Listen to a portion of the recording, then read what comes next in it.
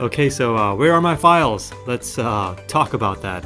Now, when it comes to engineering design files, most of them are created using desktop applications. But for using the synchronization API, as we talked about, the files actually need to be in the cloud first. So we need to upload our design files, and where exactly are we going to put them?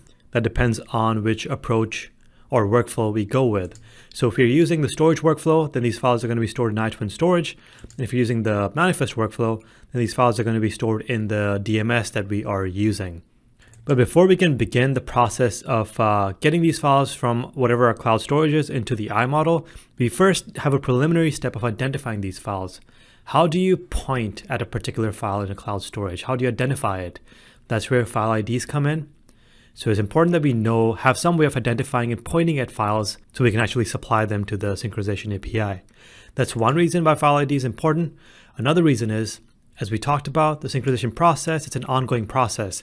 Anytime the designers make changes to these design files, then we want to run the connectors again and synchronize and reflect the changes in the iModel. So it's a recurring process, and it's important that we know which file did the data in the iModel originally come from. When we make changes to a design file, we only get the latest changes, and those are the ones that we synchronize into the iModel.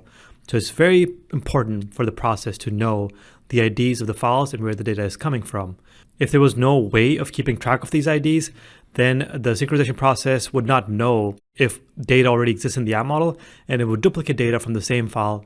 So that's why these IDs are key. So how do we actually get these IDs? That's going to depend on which approach we're using. So for the storage approach, as we talked about, when we upload our files into the iTwin storage, they appear in our actual iTwin storage drive. So we can see that these are our design files that we uploaded. So to get IDs for these files, there is a separate API. It's under Digital Twin Management in the documentation page, and it's called storage.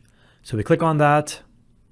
Here are our API calls. We have calls for files and for folders. So from here, we can actually search within our folders, get our file IDs, and then we can use these file IDs directly within the synchronization API. Now, what happens in the manifest case? Now, this really depends on what DMS we're using. Some DMSs may have unique file IDs, others might not. So it's very important that we still manage our file IDs. So in the example of Azure Blob Storage that we used here, Azure does not provide any unique IDs for these files. So we're going to have to generate our own. We have example code of using Azure and creating our own IDs and managing them on our end. But as I said, that's an essential step for using the synchronization API because we are ultimately going to need a way to identify these files, both in the storage and the manifest approach, so we can set our connections up for this recursive style of synchronization. So those are the key concepts that we want to cover in this chapter. Now that we have an understanding of these core concepts, let's actually look at our API page and look at these API calls in action. So let's do that in the next chapter.